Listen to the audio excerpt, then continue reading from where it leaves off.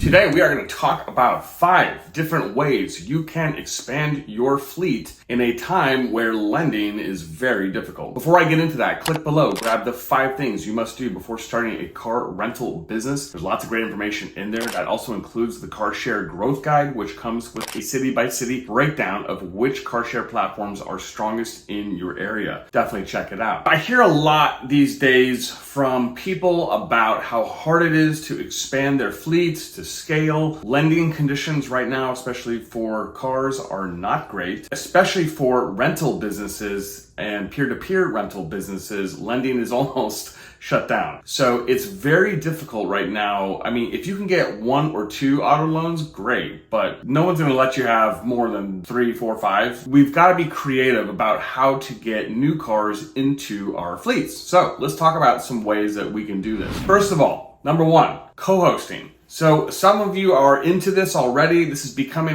quite a big thing amongst the peer-to-peer car share space. Co-hosting is definitely a trend that is growing because, as we all know, some people are cut out for operations and some people are not. And so lots of people have gotten into car sharing, and some of you have found out that you're very good at operations, and others of you have found out that, hey, I don't really like operations. So many times you take your cars and you drop them off with other hosts in your city and work out a co-hosting deal. Typically speaking, in co-hosting programs, it's usually a 70-30 split to the owner or an 80-20 split to the owner in terms of profit share. That's usually what's most common. There's a couple of different ways to cut up expenses and revenue and whatnot. Sometimes people do just overall gross revenue. Sometimes they take all expenses out and then just cut up the remaining profit. There's a couple ways to do that. But overall, you can get more cars in co-hosting agreements. How to find people like that? I would say get onto message boards in your city for car share.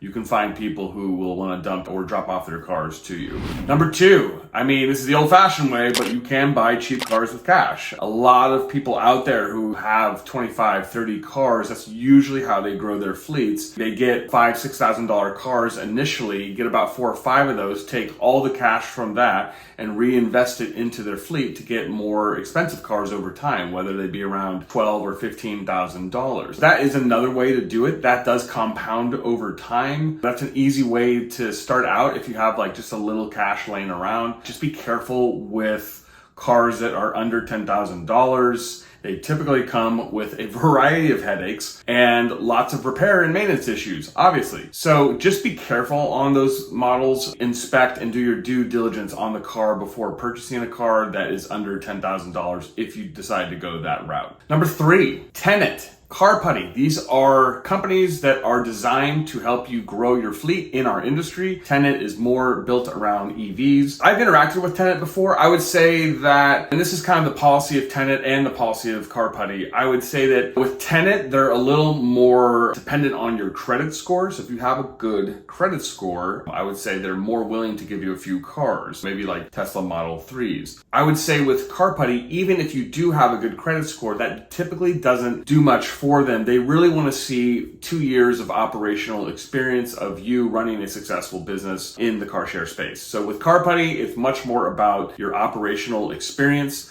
I think some people kind of have the idea that Car Putty is just handing out loans of $100K, $200K just right off the bat. Not the case. I think initially everyone thought that it was very easy to get loans from them for the car share industry. They are a little tighter when it comes to they want to see a strong operational history, typically 2 years minimum. And like I said about Tenant, that situation with that company is more dependent on your credit score. However, with Car Putty, you can get cars, and with Tenant, they're more focused around EVs. Number 4, I would talk to relatives, family members. Make an investment deal that is too good for them to deny. I know some of the largest fleet owners I know in this business, that's how they built up their business to over 200 cars, is that they made a deal with different family members who had money, and they basically essentially set up a co-hosting agreement for them where they take in cars from them in their name, operate them, and give them 70 or 80% of the profit. Or they do just a straight pass-through lease. That's possible as well. So I would never downplay that idea. Everyone typically has a rich uncle or a rich aunt, and this is a great idea to present to them because the car share business is a very profitable business if you can understand the logistics and the nuances of operation. And lastly, if you have hung around for the end of this video,